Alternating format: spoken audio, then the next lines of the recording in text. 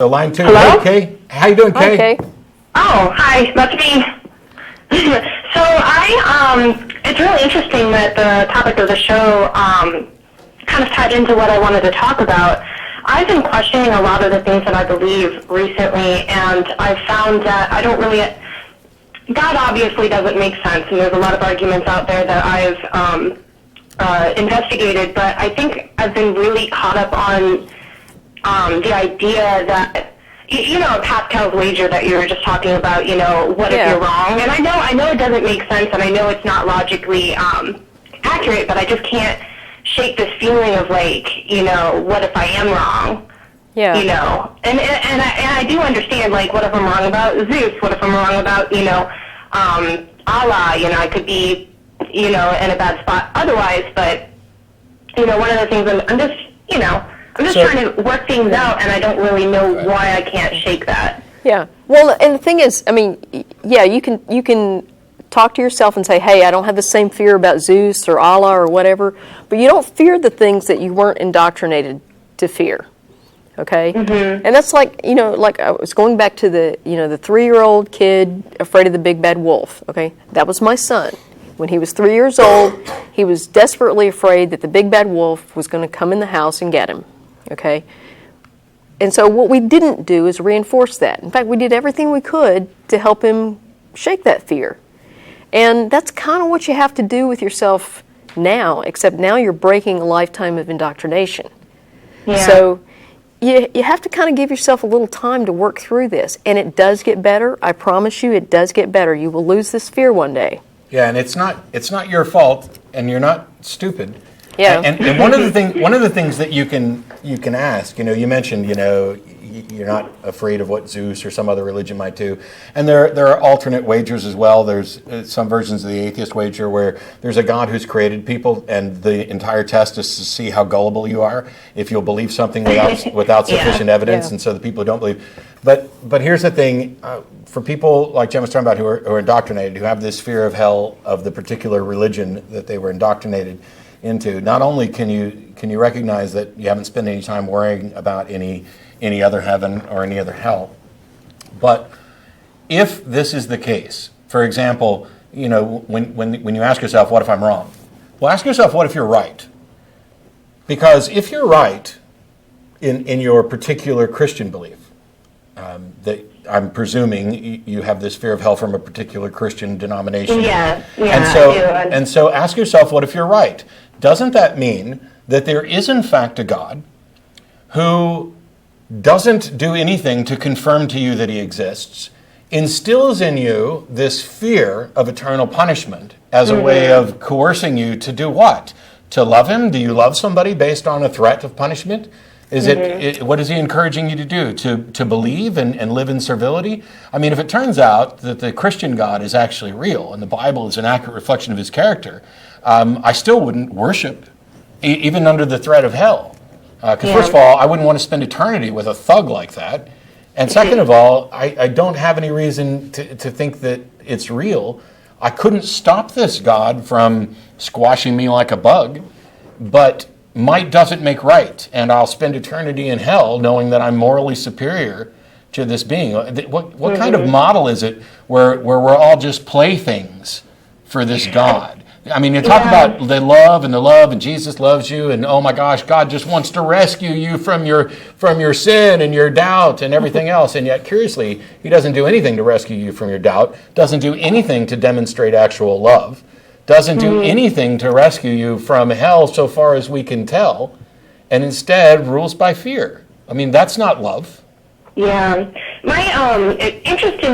It's interesting because my parents raised me pretty secular up until about 11 when we started going to church. And I think one of the things that started me actually asking questions, you know, after high school, I went to a private Christian school, you know, we became very fundamentalist, very religious after I was 11. One of the things that got me questioning was, you know, my grandfather died, and he and my grandmother are Catholic, and they do not believe that Catholics have the correct doctrine. You know, they're Baptist, and they think, you know, they're using works to get to heaven, and, you know, it bothered me because I'm Church of Christ.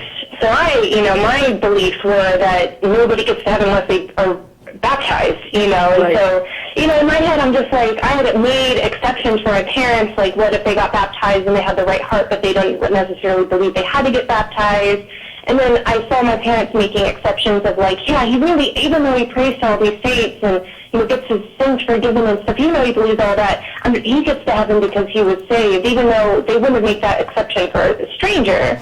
You know, and I kept thinking, well, it doesn't make sense that, you know, everybody would make these exceptions when it comes to your own, you know, it's easy to alienate and to make someone who's outside of your religion the other. But when it's your family, it's like, no, they're the exception. Did you say so you I think were... that's one of the things that...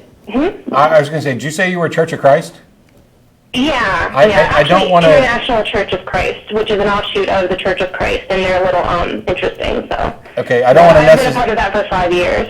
Yeah, I don't want to necessarily volunteer for conversation, but if you email the TV list, tv@atheist-community.org, Tracy is also, or Tracy is former Church of Christ. And Yeah, I was hoping she would be on. No offense, Jen, sorry. That's okay. I think she's on next week, so. Okay. But you can won't call in next week, but you can email, and she'll probably respond. Yeah, but I mean, it's just interesting because the religious dynamic in my family is very widespread, and you know, I'm a very open-minded person. I've always been very interested and curious, and you know, I like to have my questions answered. Now I don't mind asking a bunch of questions, so I think that it's kind of led me down this road of like, these things it doesn't make sense that you'd be so fundamental about your doctrine and then all of a sudden change your ideas. I will say that this idea of wanting to have your questions answered is laudable. I mean, we're curious. We want to have our questions answered. Yep. But the thing that we struggle with is you can't want to have your questions answered so much that you're willing to accept whatever proposed answer comes along. Right. You have to get comfortable with saying, I don't know. Like in the last call when we talked about what science does and doesn't do, and the scientific-minded individual, the skeptic, the critical thinker, is going to say, you know what, we don't have enough evidence to support any explanation, so our current answer right now is we don't know what the explanation for this is. But that doesn't necessarily mean that there isn't an answer, and it doesn't necessarily mean there's a supernatural answer. Right. Correct. Yeah, and saying I don't know is actually, it provides the opportunity for further investigation. Yep, which is what Jen was pointing out, because as soon as you say, well, I'm not comfortable with not knowing, and so I think the best explanation, even though I don't have a reason to think it's the best explanation, is that a God did it, I'm going to go ahead and accept that, and that prevents you from getting to the real answer, even if the real answer is a God did it, because the answer doesn't become real until you have evidence to support it.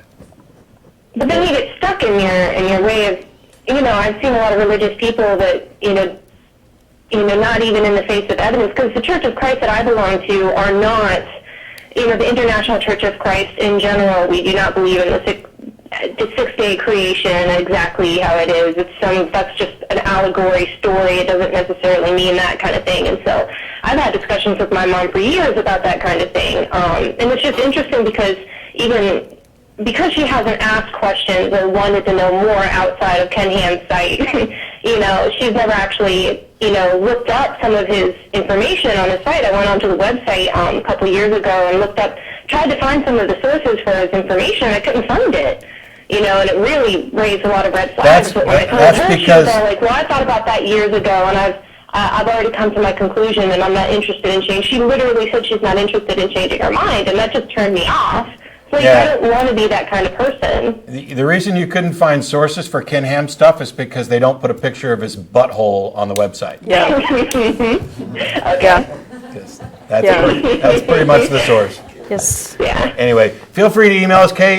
Good luck, and you know, call back if you have other questions or anything that we can offer, and just realize that a lot of time the answer is going to be I don't know, and I don't think anybody else does either.